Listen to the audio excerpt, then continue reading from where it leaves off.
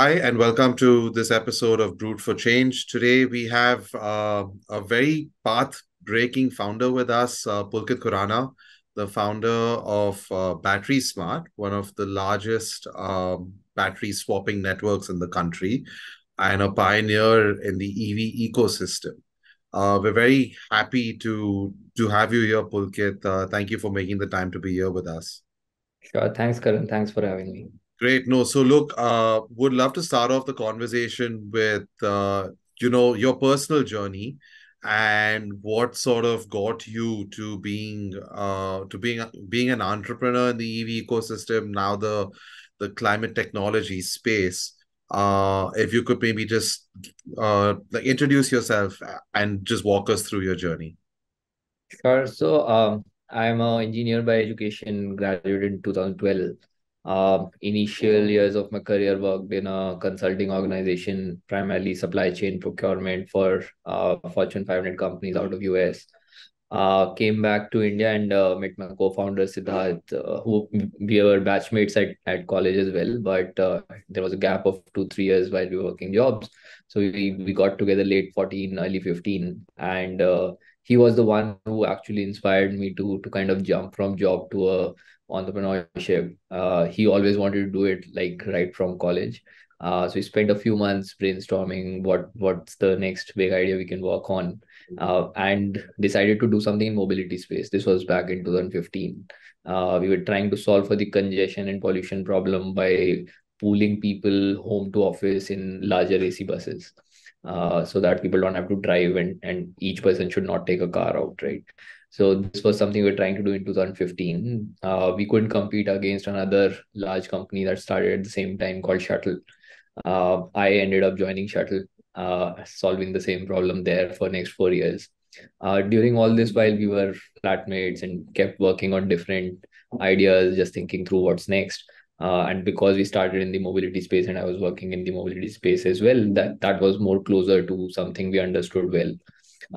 And that is when we thought that the next wave is definitely EV transition that's coming in, and it's a large opportunity to enable that EV transition. With that in mind, we both quit our jobs in 2019 and registered this company, and then started working on identifying a solution to how we can fast track EV transition in India. And eventually, this is what shaped up. That's very interesting because you speak about the transition story, and your first step was to actually move into the mass transport, right? We all thought that first transition would be mass transport, would be buses. And here you are building a business that's focused on smaller vehicles. So talk to me Yeah. about how your vision also changed because you worked with Shuttle, which was into EV transportation, which was like into mass transport, and then you sort of moved into a sector which was like I would say 16, 17 people were not even talking about it.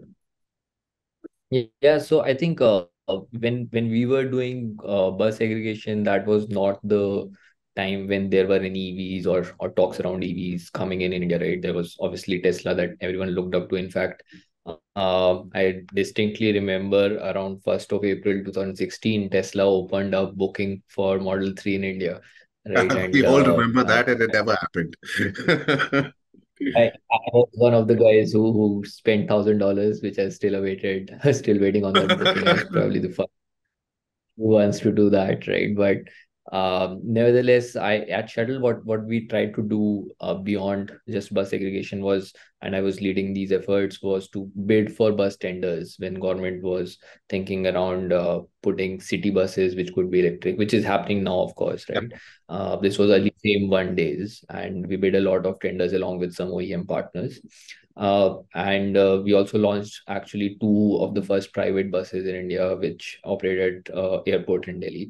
So could have some glimpse on EVs, and by talking to various OEMs, industry experts, realize that buses may happen with the support of government for city buses, but the mass market is two-wheeler and three-wheeler in India, right?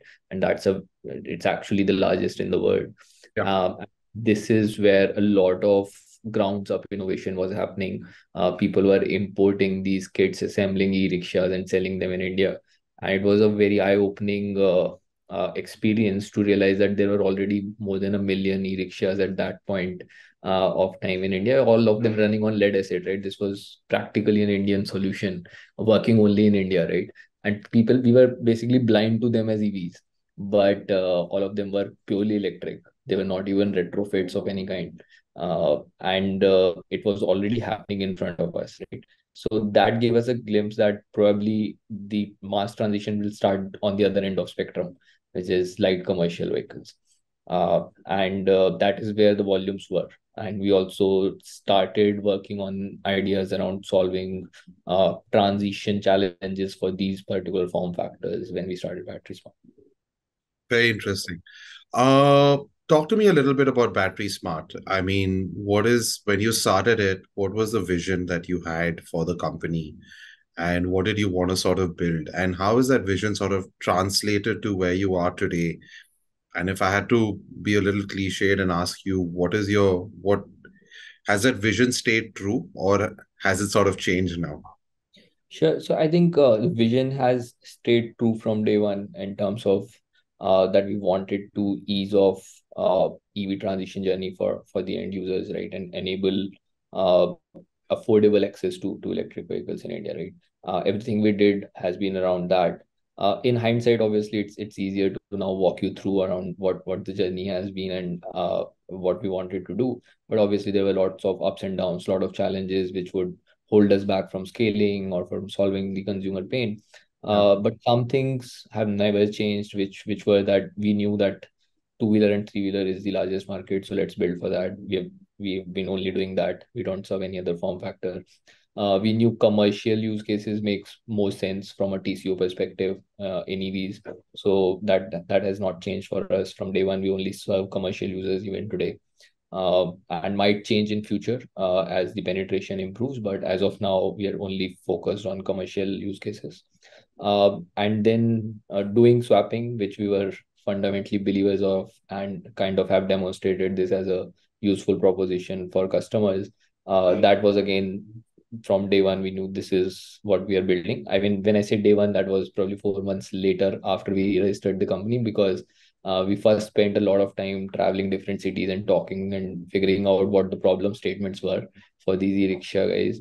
And then we realized that it's a recurring capex around batteries and the charging downtime that's limiting their running potential more than anything else. And that can really be solved by swapping. I think around these contours, obviously we experimented a lot in terms of what batteries, pricing models, business models, in terms of whether we should be a manufacturer, whether we should be owning and running these stations or using existing infra to do that. And a lot of those learnings actually came from other companies in terms of what they were doing, what was working and what was not working. Given we were probably the last company, larger company in swapping space to have started, most of the other players started before us.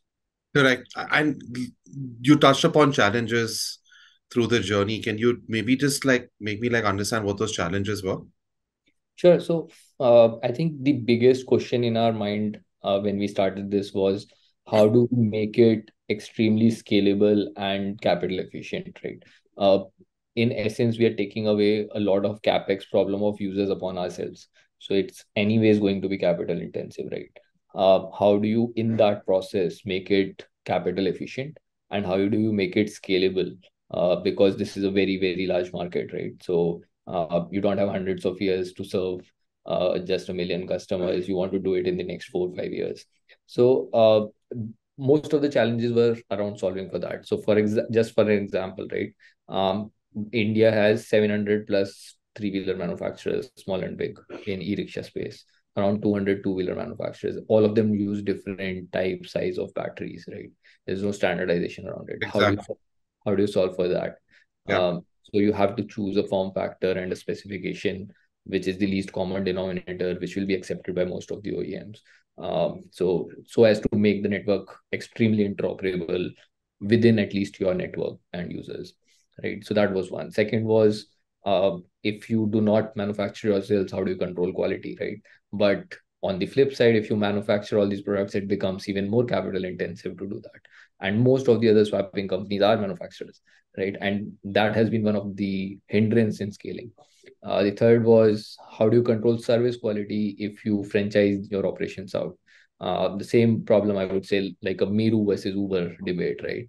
Yep. Uh, and But we did make those calls, and then we decided to solve for the challenges after we have made those calls, knowing that what are the pros and cons of making that choice, right?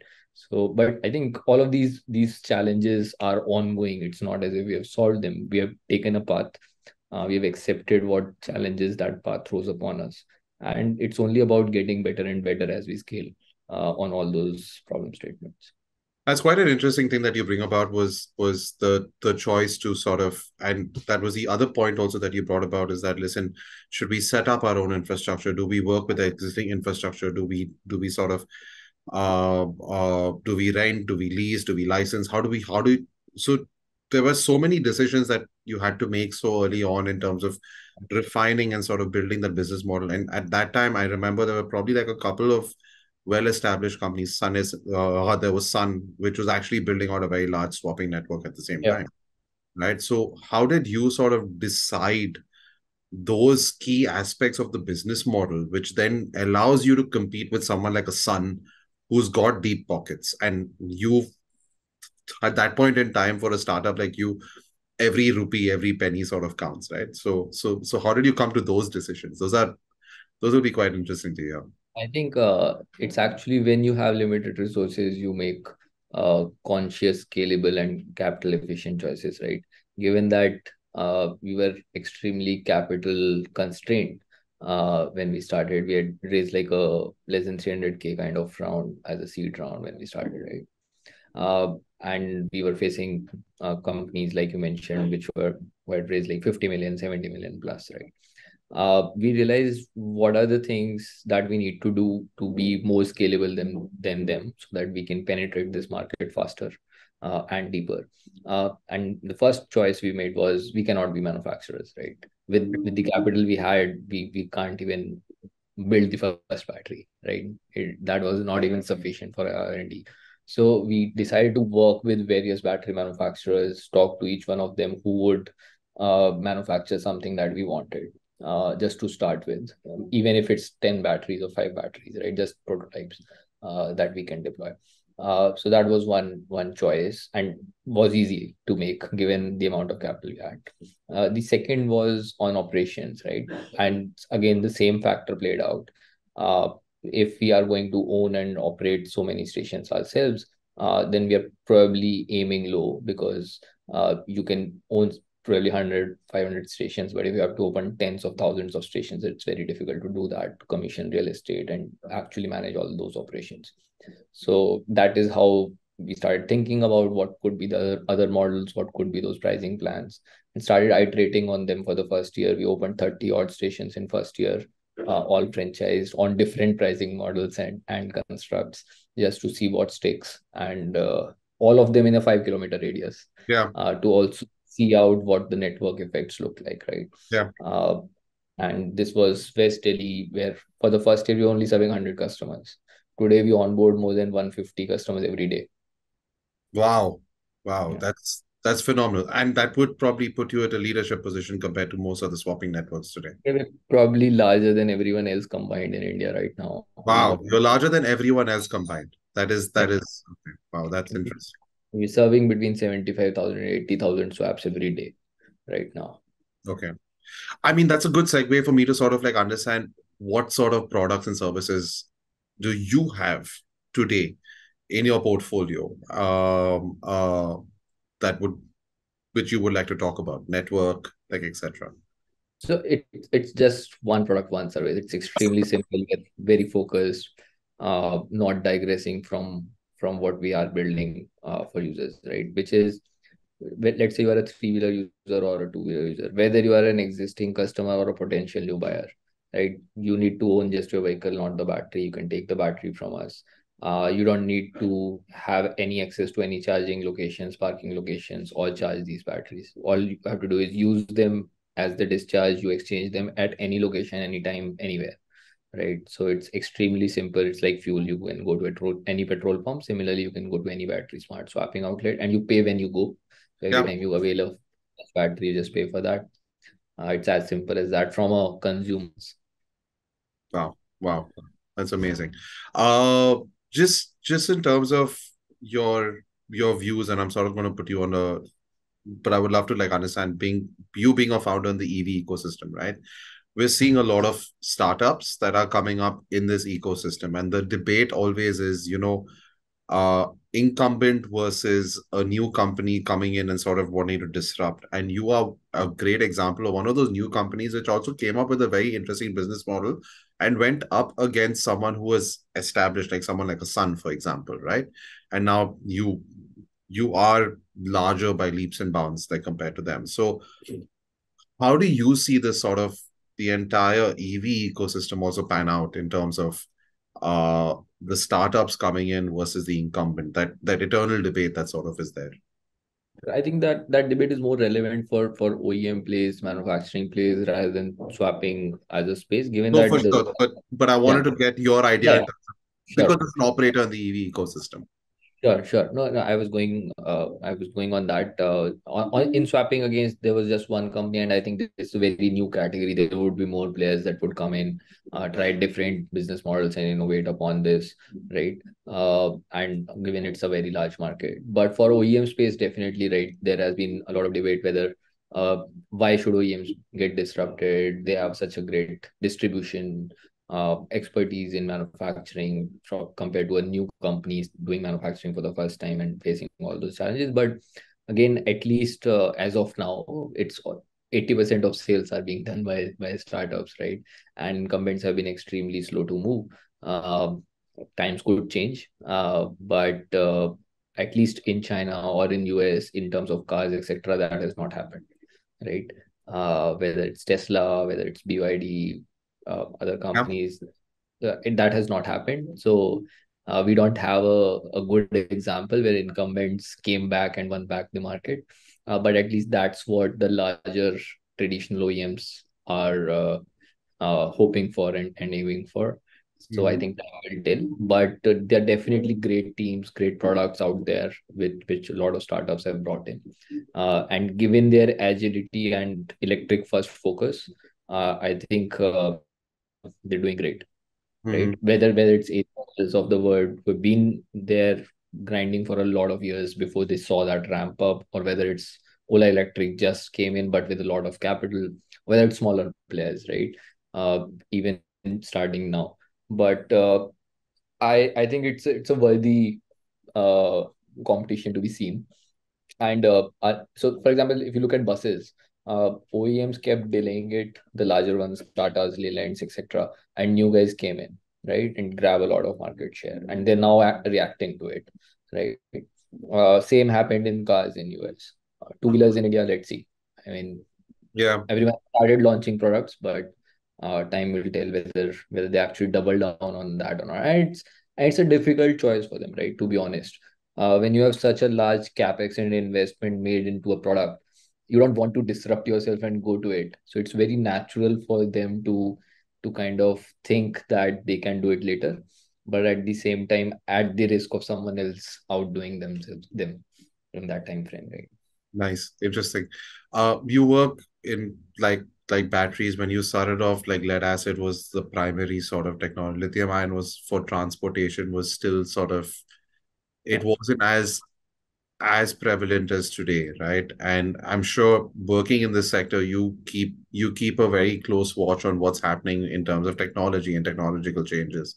What are your views in all the new sort of chemistries coming up or improvements to existing sort of lithium technologies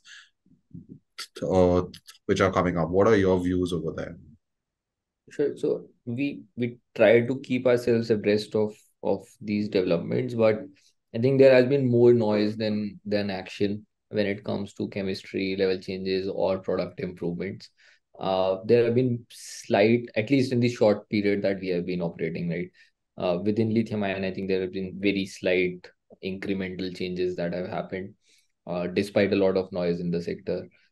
Chemistry level changes, none of them are commercially available as of now, to even comment on it, whether it's sodium ion or a solid state. I think they're far off in future, even Yeah. if they have to be better, at least a decade away. And that is very natural. If you look at lithium ion also, it's been 20 plus years and it's now commercially viable to be adopted in our country, right? And we are yet to start our production in terms of cells. We are still reliant completely on imports. So it's hard to imagine that at least in a decade that lithium ion will be disrupted by a different chemistry.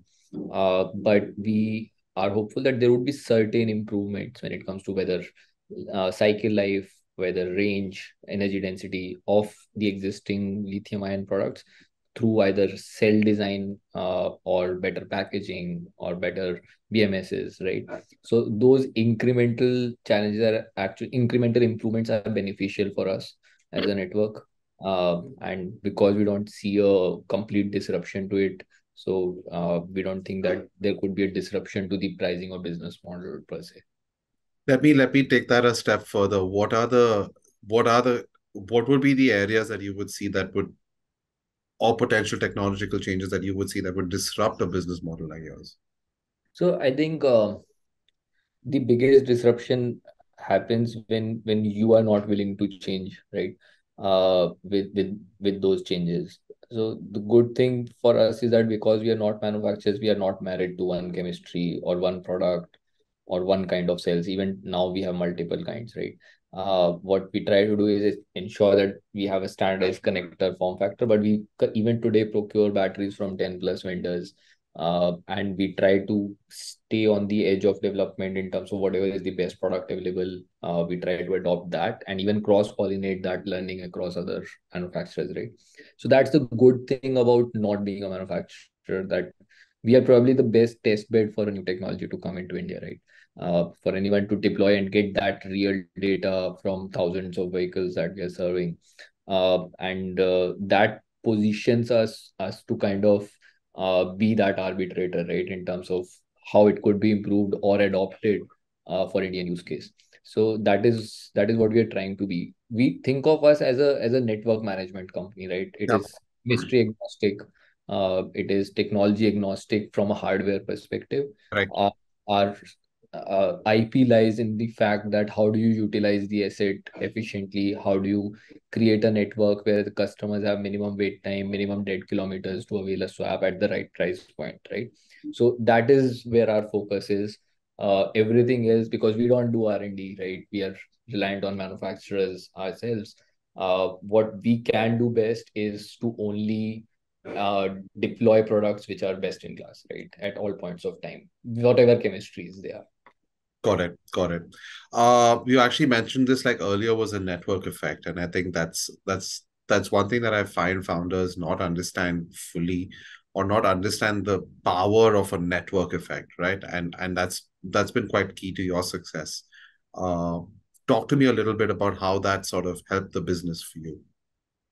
So, unlike businesses where it's a second order visible effect, right? We are a network company in itself. So, I think our bread and butter is about how we build out that network, where those locations are, what are the capacities of those locations, right? Uh, that being the focus, let's say we open one station where there are 100 batteries and no one comes to swap there. We've deployed assets worth probably $50,000, right, which are not generating anything. Exactly. So for us, it's highly, highly critical that every station is opened where it would see optimum utilization.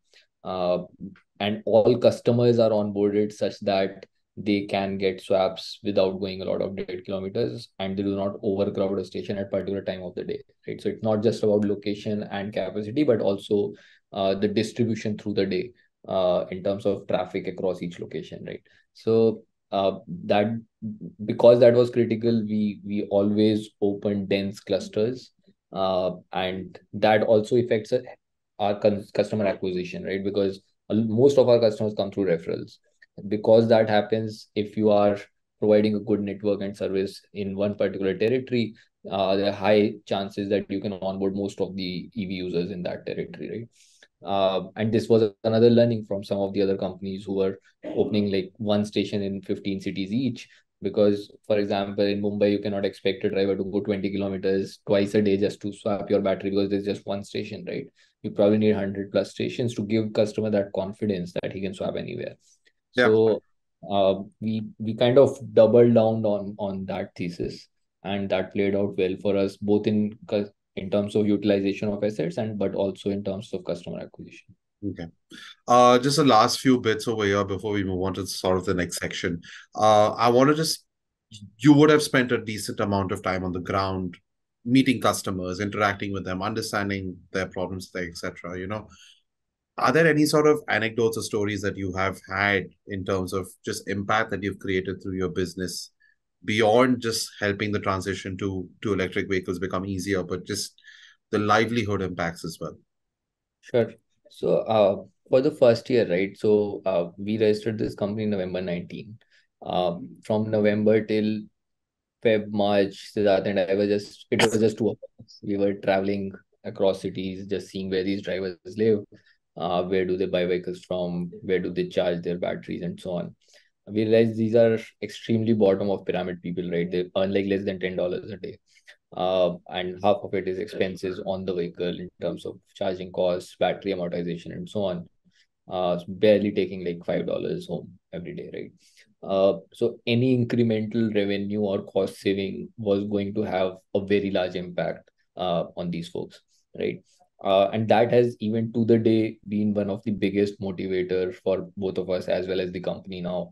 Where seeing that livelihood change for those guys, their families, is beyond the impact we are creating on environment or EV transition, right?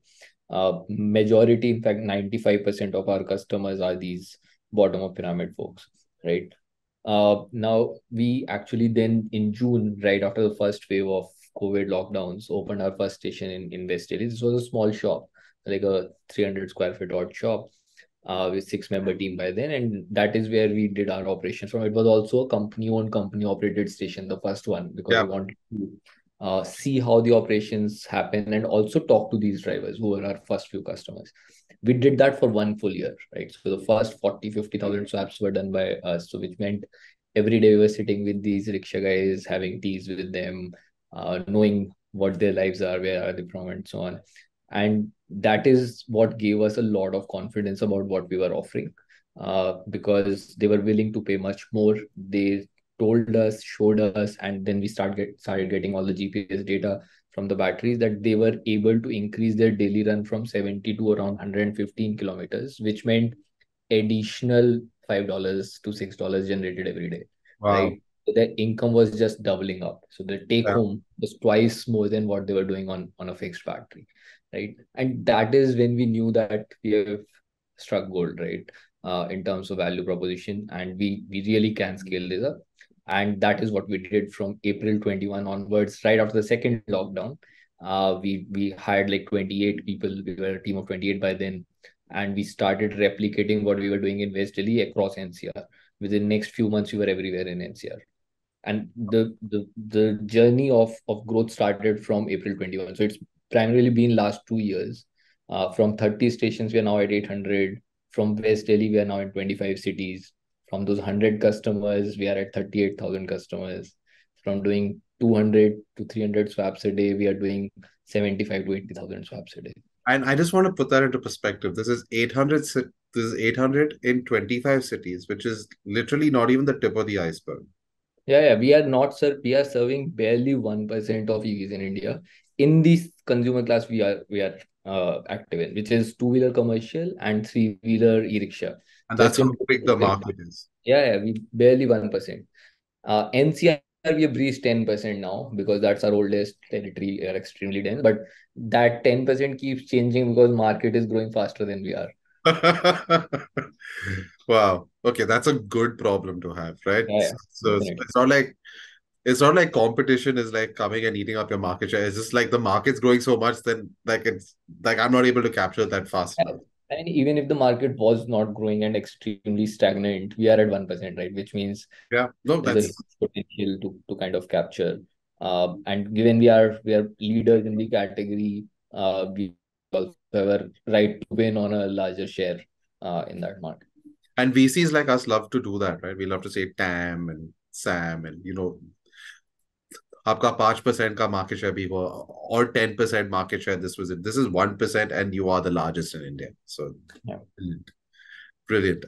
Just to shift gears, like I want to just talk about, the fundraise journey and the investment journey, and how has it sort of been uh, being a founder in this ecosystem, right? So maybe that'll be a good start of point, is that, now there's this ecosystem of EV founders, of like founders in climate technologies. There's also an ecosystem of VCs that is being built out. So how have your interactions with that ecosystem been in general, with other founders, the collaborations, the sharing of problems, etc.? Do you want to just talk Sure. about I think EV ecosystem is extremely collaborative, and you'll see that more than any other sector.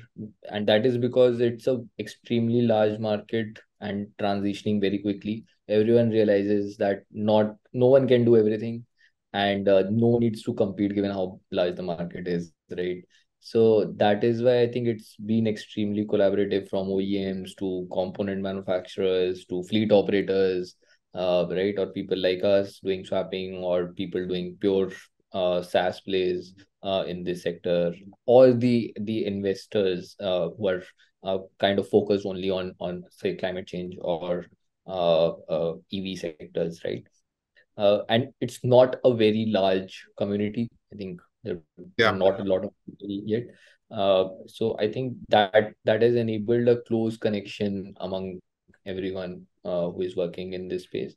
Also, from a policy perspective, we have typically not seen such collaborative efforts where everyone is using the same language and asking for the same things.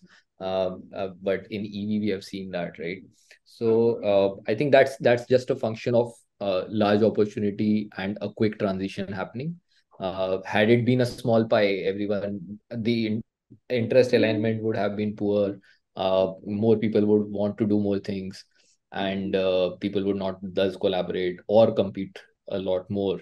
But here, given it's too large for anyone to even imagine taking all of it, yeah. so things have been much better. Nice, nice. You've raised a few rounds of funding. Talk to me about your experiences in the early days, right? The toughest of them all to sort of to crack that first nut, literally or figuratively speaking. How has it I been? think Like, how tougher is it for you?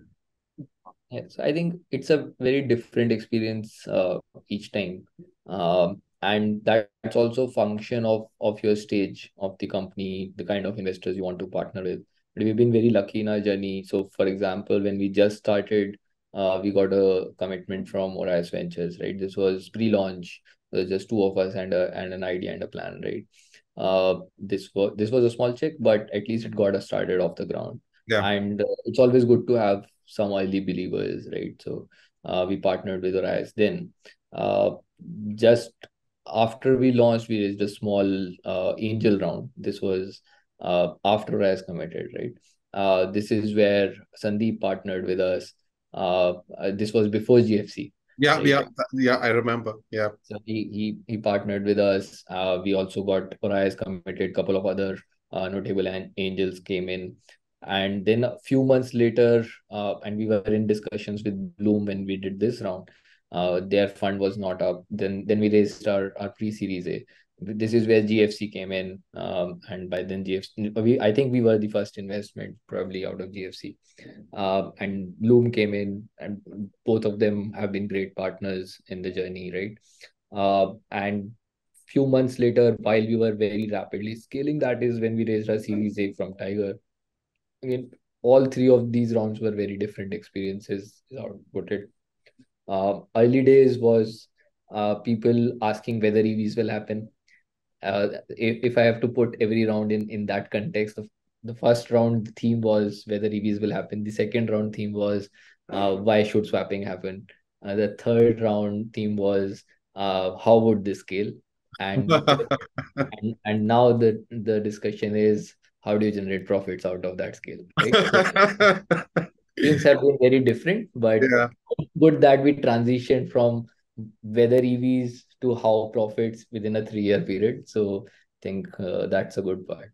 Wow, wow. That's you couldn't have put that journey like better, right? Like first you had to prove it, then you had to prove the viability of it, and now you have to prove the profitability of it. So Yeah, I think the first was space, the second was your value proposition, the third was scalability, and the fourth is profitability. yeah, Right. yeah. Look, you mentioned Sandeep, and of course, like I know Sandeep was an early investor in the company, and uh, uh, then of course came in GFC.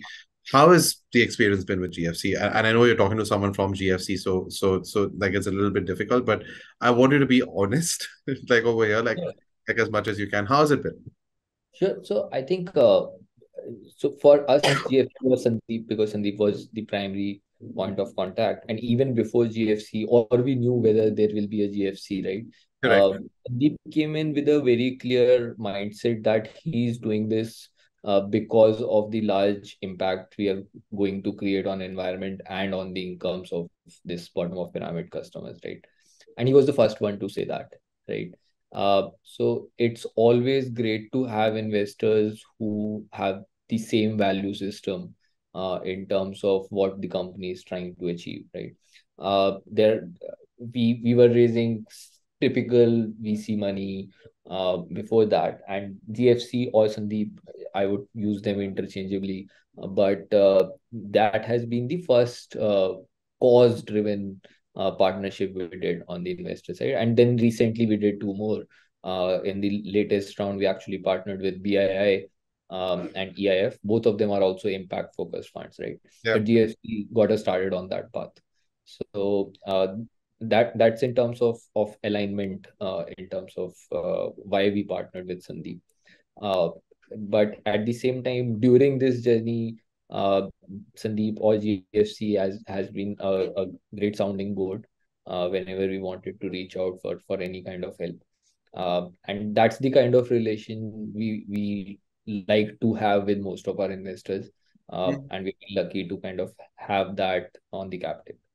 Nice. No, that's good to know. And look, from our perspective too, we've seen a tremendous amount of success with you being in the portfolio, and to achieve what you've achieved is something of a like a little bit of a feat, right? So and I again want to put that into perspective. So early on, you're still only 1% of the market. So there's a huge journey still to go, right? So just to sort of like round out and like end up the conversation a little bit, personally, who do you want to probably role model or model your sort of self like around? Who are your role models? Who are the people in business, industry, life who inspire you? Sure. So before I name anyone or uh, answer that, I just have a different thought process around how I look at it. Right. I think people have some attributes which are great. No one is perfect, right? Including us. Uh, and I admire those attributes among different people, and try to learn from those. Uh, Also, I think that different situations, different backgrounds and circumstances bring different qualities or the worst out of people, and not necessarily one person's entire life could be admired. Sure. Also, you would always have different circumstances and value systems, right? So I think that makes it very difficult to name one, two, three people. But for example, I really admire Vijay Shekhar is great, for example, right? He's been very preservant around how he did things. I really admire Dipinder, how he has built that org culture in his organization. I admire urban company folks for the same thing, very strong org culture, sense of purpose among people. So different people, I think I admire Elon Musk for the ambitious thought process he has, right? So I think hard to admire one person for everything. But there people who do really great on certain attributes. Great. No, that was can't like agree with you more. Like all the people you named are people who I think are pretty much stalwarts in their own right. So great. With that, like, look, happy to end it over here. Thank you so much for your time, Pulkit. Really enjoyed the conversation with you.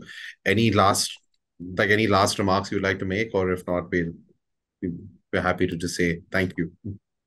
No, I think we're very early in our journey, and thanks for all the kind words. And I think I know it feels as if we have scaled a lot, but I think 1% discussion put us in the right perspective that it's a very long journey, and that's how we are thinking about it. No, that's great. And I think that's like I said, it's just the beginning, right? So there's a long way for you guys to go. But thank you so much for being here. Thank you for taking the time out to actually talk to me and being part of the Brute for Change series. We of course look forward. We will be interacting a lot more, and we look forward to more interactions like this. Thank you. Thanks, Karan. Thanks a lot. Have a good day.